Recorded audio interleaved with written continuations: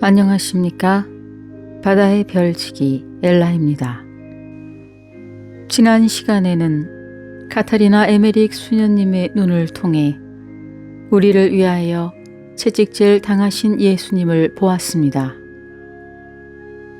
사실 저의 상상보다는 더 가혹한 고통이었음을 느낄 수 있었습니다. 너무나도 비인간적인, 말로 표현할 수 없는 지독한 고문과 모욕과 굴욕, 조금이나마 성모님과 예수님의 고통을 더 알게 된 것 같습니다. 주님의 어머니 성모님께 저희 안에 주님의 그 상처를 깊이 새겨주시기를 청하며 이어서 계속 들어보시겠습니다.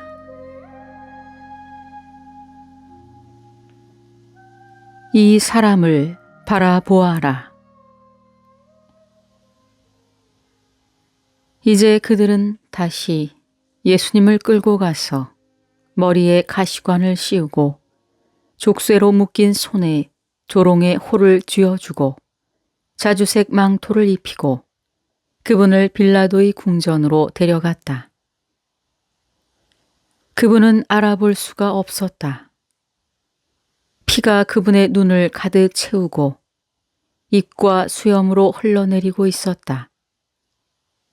부어오른 채찍 자국과 상처로 뒤덮인 그분의 몸은 마치 피에 흠뻑 젖은 천과 같았고 그분의 걸음걸이는 숙여지고 비틀거렸다. 망토가 너무 짧았기 때문에 그분은 그것으로 몸을 가리기 위해 굽혀야 했다. 그들이 그분에게 관을 씌우면서 그분의 옷을 모두 찢었기 때문이다. 그분이 빌라도에게 올라가는 계단 밑에 이르자 그 마음 굳은 사람조차도 동정심과 혐오감으로 전율했다. 사제들과 군중들이 계속 소리를 지르며 조롱하는 동안 그는 그의 신하 중 한 사람에게 기대어 외쳤다. 마귀가 저들처럼 잔인하다면 아무도 그와 함께 지옥에서 살지 못할 것이다. 예수님은 지친 모습으로 힘겹게 계단을 올라가셨는데 그분이 조금 뒤로 물러서자 빌라도가 발코니 앞으로 걸어갔다. 그리고 그가 말을 하려고 하자 주의를 끌기 위해 나팔 소리가 울려 퍼졌다. 빌라도는 대사제들과 백성들을 향해 이렇게 말했다. 보라, 내가 그를 너희 앞으로 이끌어낸 것은 내가 그에게서 아무 원인도 찾지 못하였음을 너희가 알도록 하기 위함이다. 그러자 광장에 있는 모든 사람들이 볼 수 있도록 예수님이 사형 집행자들에 의해 빌라도가 서 있는 베란다 앞으로 끌려 나왔다. 오, 이 얼마나 끔찍하고 가슴이 찢어지는 광경인가. 피와 상처로 뒤덮인 채 무서운 가시관을 쓰고 비인간적으로 취급받은 신성한 순교자 하느님의 아들 예수님이 눈에 피가 가득 고인 모습으로 나타나셔서 밀려드는 군중을 바라보시자 놀랍고 무거운 침묵이 군중 위에 내려앉았다. 가까이 서 있던 빌라도는 손가락으로 예수님을 가리키며 유대인들에게 이렇게 외쳤다. 이 사람을 바라보아라.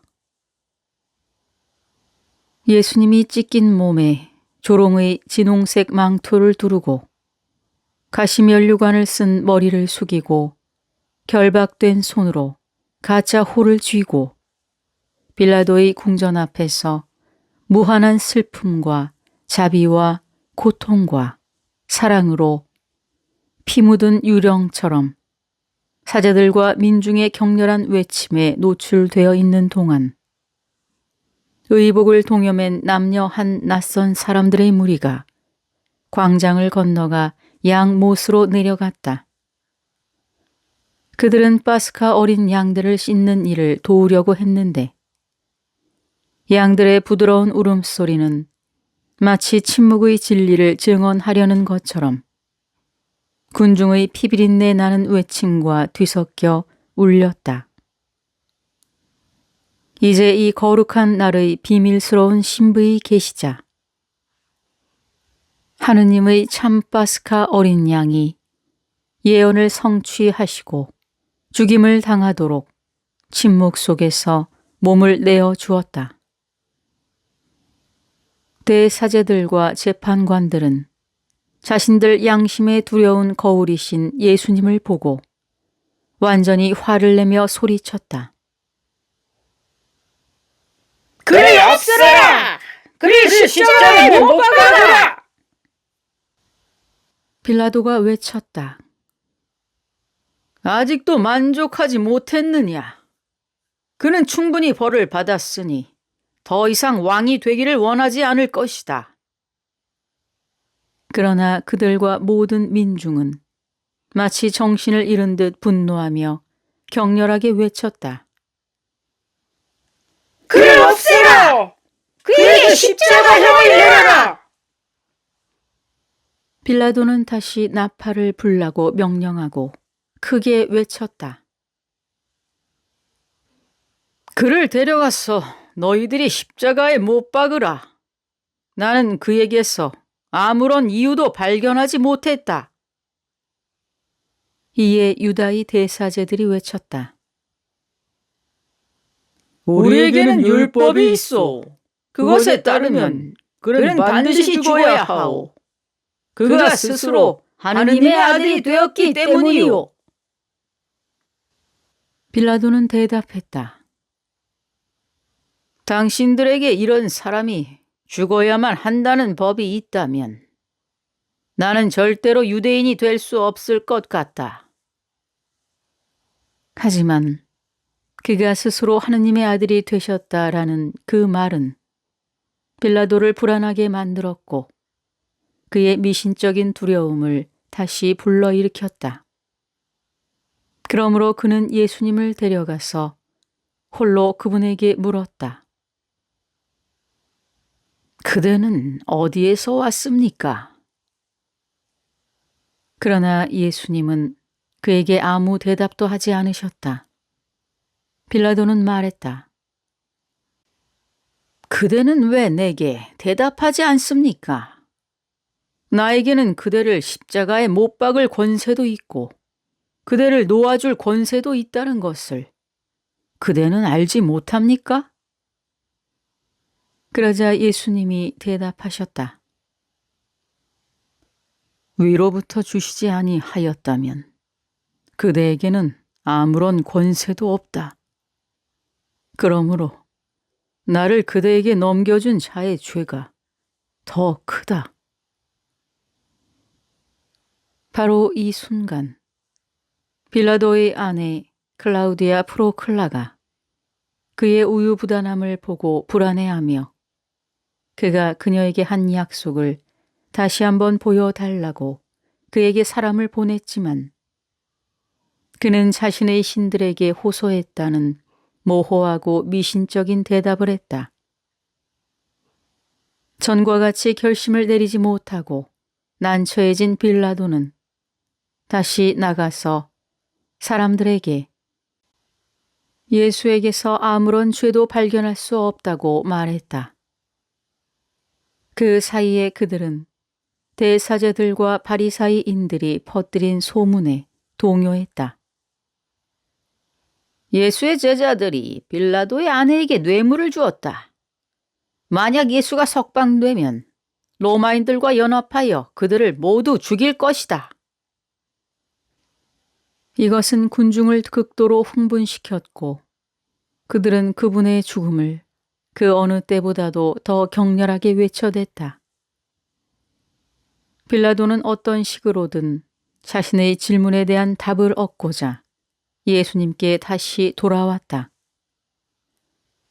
그는 거의 두려움에 사로잡혀 그분을 바라보면서 혼란스러워하며 생각했다.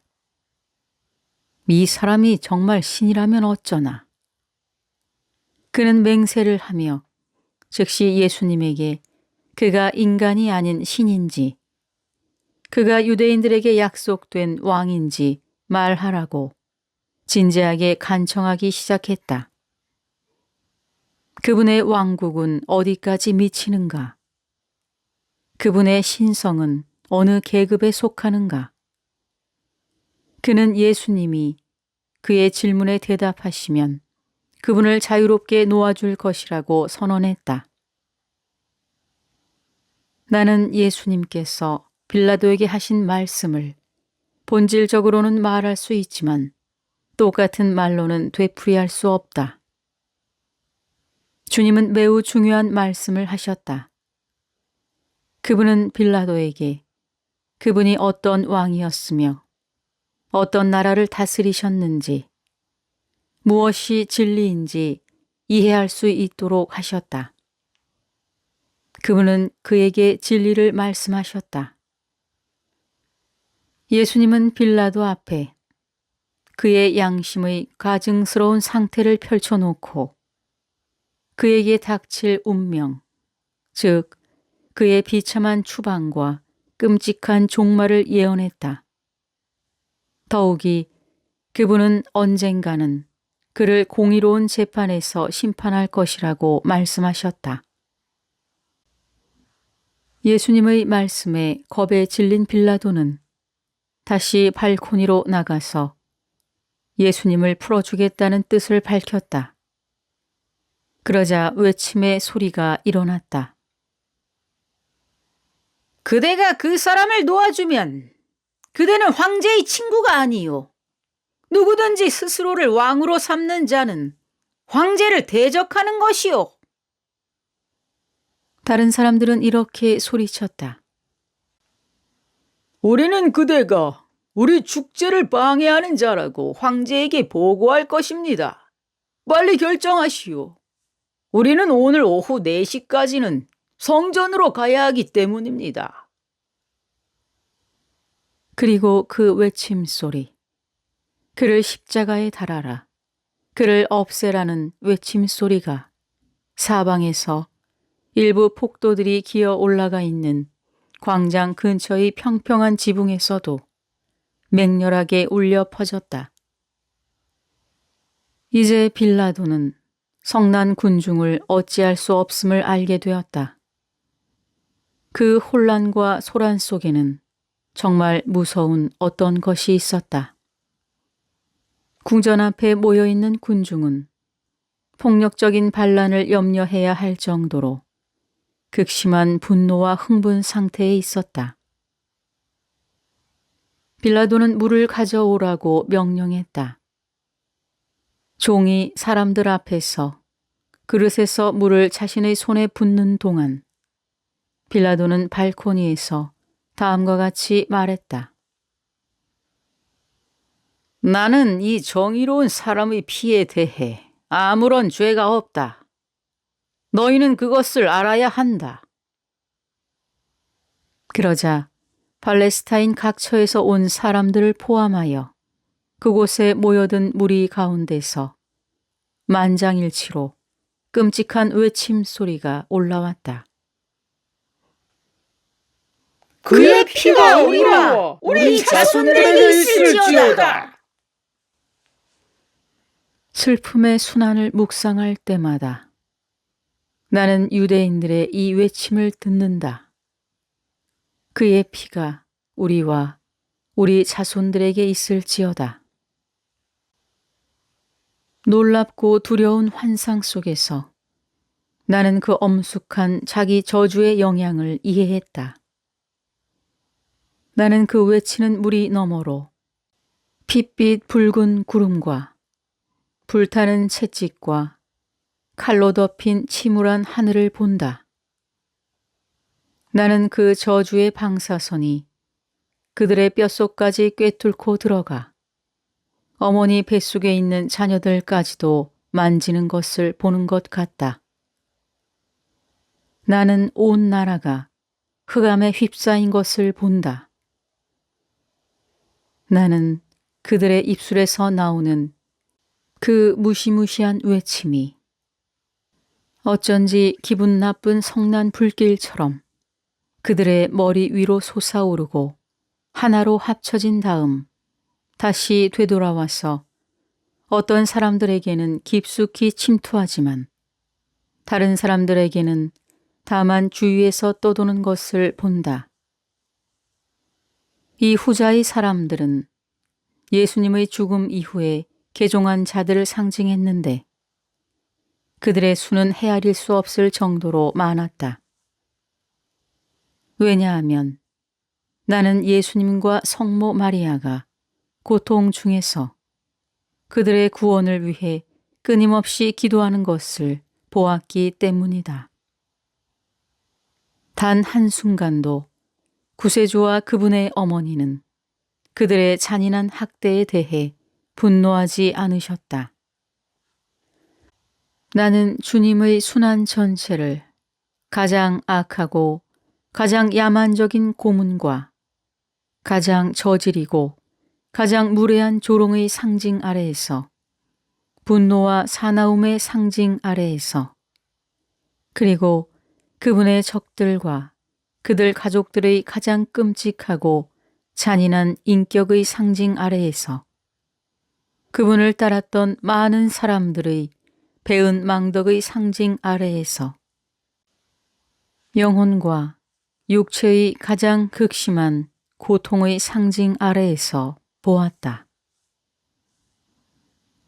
그러나 나는 예수님께서는 마지막 숨이 멎을 때까지 끊임없는 기도와 그분의 원수들에 대한 끊임없는 사랑과 그들의 개종을 위한 끊임없는 간구로 모든 것을 인내하시는 것을 보았다. 나는 이 같은 묵상을 할 때에는 나의 생각을 사람들의 마음으로 돌린 다음 그것을 예수님과 성모 마리아의 지극히 거룩한 영혼에게 인도한다.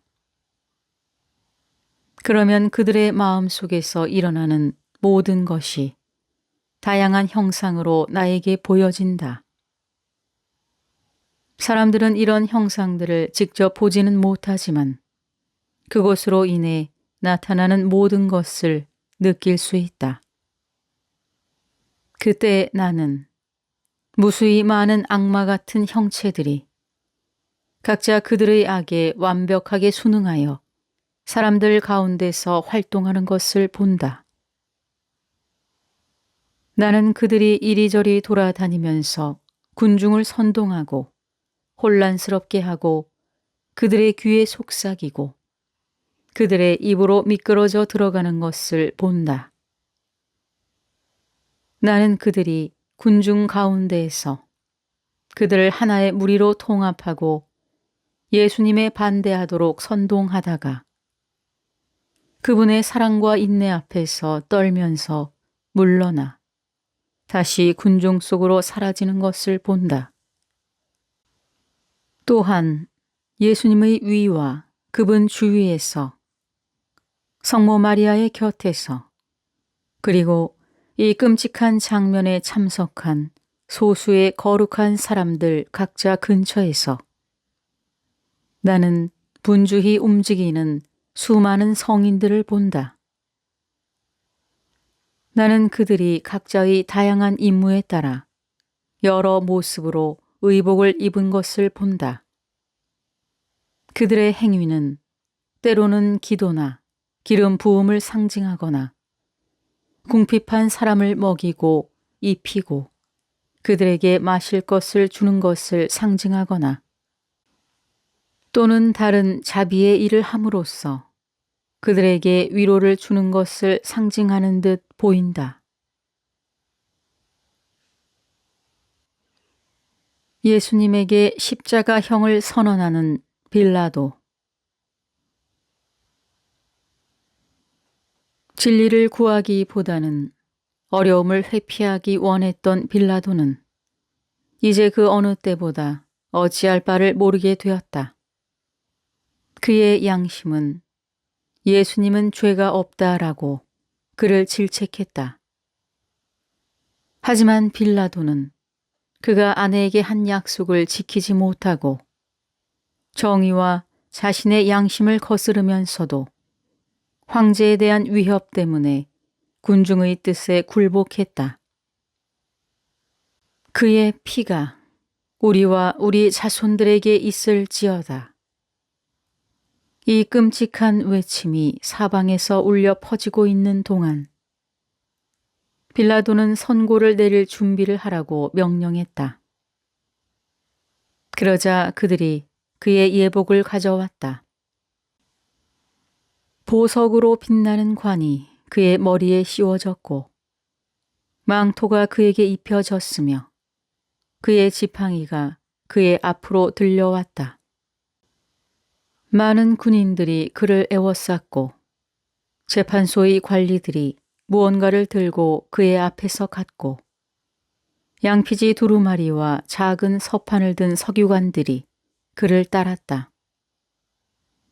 한 남자가 나팔을 불며 이 전체 일행 앞에 갔다. 그리하여 빌라도는 그의 궁전을 떠나 광장으로 나아가 채찍질하던 곳 맞은편에 있는 높고 아름답게 건축된 재판석이 있는 법정으로 갔다. 그 자리에서 선고를 해야만 형이 완전한 효력을 갖게 된다. 그곳은 가파타라고 불렸는데 원형의 발코니로 되어 있었고 그곳으로 올라가는 계단이 몇 개 있었다. 그곳에는 빌라도의 의자가 있었고 그 뒤에는 법정과 관련된 다른 사람들을 위한 벤치가 있었다. 발코니 주변과 계단에는 군인들이 배치되어 있었다. 많은 바리사이들은 이미 궁전을 떠나 성전으로 갔다. 오직 안나스와 카야파와 다른 28사람만이 빌라도가 예복을 입는 동안 곧바로 법정의 재판석으로 갔다. 빌라도가 이 사람을 바라보아라 라고 말하며 주님을 백성들에게 제시했을 때 이미 두 강도는 그곳으로 끌려와 있었다. 빌라도의 자리는 빨간색으로 덮여 있었고 그 위에 노란색 테두리가 있는 파란색 방석이 놓여 있었다. 이제 예수님은 진홍색 옷을 입고 머리에 가시 면류관을 쓰고 손이 묶인 채 군인들과 사형 집행관들에 의해 조롱하는 무리를 지나 재판석 앞으로 끌려와서 두 살인자 사이에 세워졌다. 빌라도는 이 자리에서 예수님의 원수들에게 다시 한번 큰 소리로 말했다. 저기 너희들의 왕을 보아라. 그러나 그들은 외쳐댔다. 그 사람을 없애라! 십자가에 못 박아라! 빌라도가 말했다. 내가 너희의 왕을 십자가에 못 박아야 하느냐? 대사지들이 대답했다. 가이사르 외에는 우리에게 왕이 없소. 그 순간 빌라도는 예수님에 대해 아무 말도 하지 않았다. 그는 사형 선고를 내리기 시작했다. 두 강도는 이미 십자가형을 받았지만 대사제들의 요청으로 사형 집행이 오늘로 연기되었다. 그들은 그분을 두 명의 악명 높은 살인자와 함께 십자가에 못 박게 하여 예수님을 더욱 화나게 만들려고 생각했다. 강도들의 십자가는 사형 집행인들의 조수가 가져와서 이미 그들 근처에 놓여 있었다. 우리 주님의 십자가는 아직 그곳에 있지 않았는데 아마도 그분의 사형 선고가 아직 선언되지 않았기 때문일 것이다. 성모 마리아는 유대인들이 피에 굶주린 외침으로 빌라도에게 응답했을 때 멀리 물러나 계셨지만 이제 그녀의 아들이자 그녀의 하느님의 사형 선고에 참석하기 위해 여러 여인들에 둘러싸여 군중 속으로 다시 다가왔다. 예수님은 적들의 분노와 비웃음을 받으며 사형 집행인들에게 둘러싸인 채 빌라도 앞에서 계단 아래에 서 계셨다.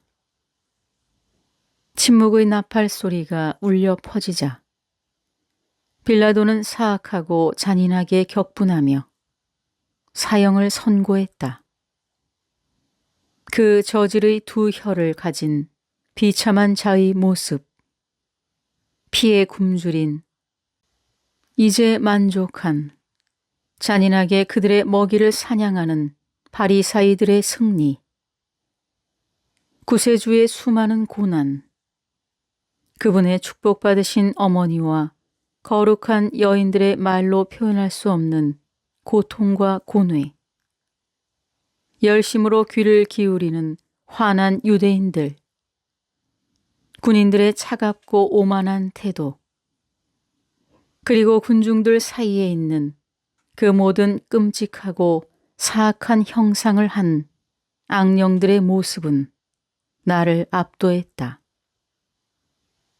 아, 나는 사랑하는 나의 신랑 대신 내가 그곳에 서 있어야 한다고 생각했다.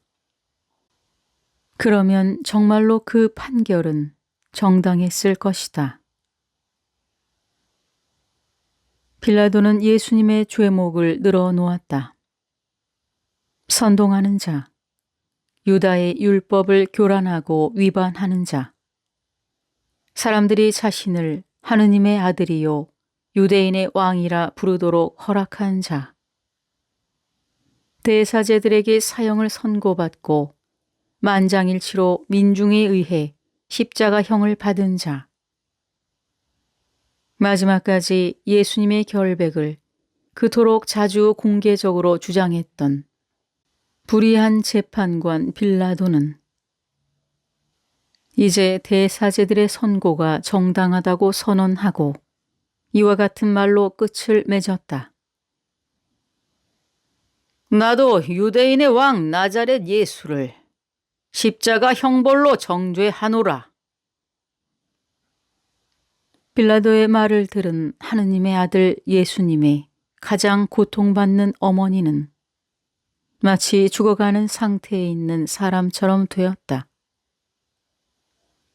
왜냐하면 이제 그녀의 거룩하고 사랑하는 아들, 구세주의 잔인하고 무섭고 수치스러운 죽음이 확정되었기 때문이다.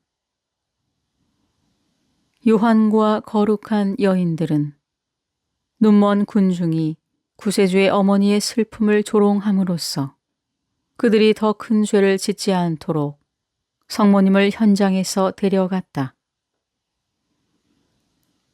성모 마리아는 예수님의 고난이 표시된 모든 곳을 방문하기를 갈망했다. 그녀의 동반자들은 다시 한번 그녀를 이곳 저곳으로 동행했다. 왜냐하면 그녀가 지극히 거룩한 동정심으로 하느님께 바치는 신비로운 희생이 그녀에게서 태어난 구속자가 인류 형제들의 죄를 위해 고통을 겪으신 모든 곳에서 눈물의 희생 제물을 쏟도록 촉구했기 때문이었다. 야곱이 그에게 주어진 약속을 증거하도록 기념비를 세우고 기름을 부음으로써 그것을 봉헌한 것처럼 그렇게 주님의 어머니는 눈물의 봉헌으로 우리 모두의 어머니인 교회의 미래 예배를 위해 지상의 모든 거룩한 장소를 정하셨다.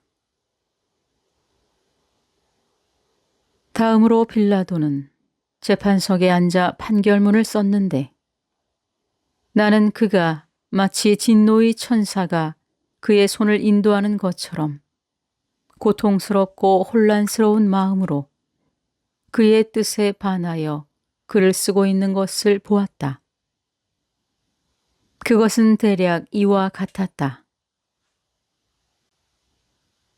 나자렛 예수를 선동과 신성 모독과 율법을 어긴 일로 고발하여 그에게 사형을 내리기를 요구하는 대사제들과 사내들인의 추천을 받고 민중의 반란을 두려워하여 나는 실제로 그들의 비난을 입증할 수는 없었지만 대사제들의 영향으로 처형이 연기된 다른 2명의 정죄 받은 죄수들과 함께 예수가 십자가에 못 박히도록 넘겨주었습니다. 나는 유대인에 대한 부당한 재판관으로 또 반란의 방조자로 황제에게 고발되기를 원하지 않기 때문에 예수를 정죄했습니다. 나는 그를 율법을 어긴 범죄자로 정죄했는데 유대인들이 그를 죽이라고 강력히 요구했습니다. 빌라도는 이 판결문에 많은 사본을 만들어 여러 곳으로 보냈다. 그러나 대사제들은 기록된 판결문에 전혀 만족하지 않았다. 특히 빌라도가 그들이 예수와 함께 처형하기 위해 강도들의 십자가형을 연기하도록 요청했다고 기록했기 때문이었다. 그들은 재판석에서 빌라도와 이 문제로 다투었다. 그리고 그가 작은 짙은 갈색 판에 십자가의 비문 3줄을 썼을 때 그들은 그 호칭에 대해 그와 다시 논쟁하며 그것이 유대인의 왕이 아니라 그가 자신을 유대인의 왕이라 불렀다고 쓸 것을 요구했다. 그러나 빌라도는 참을성 없고 모욕적인 태도를 취하며 대략 이처럼 대답했다. 나는 내가 쓴 대로 쓴다.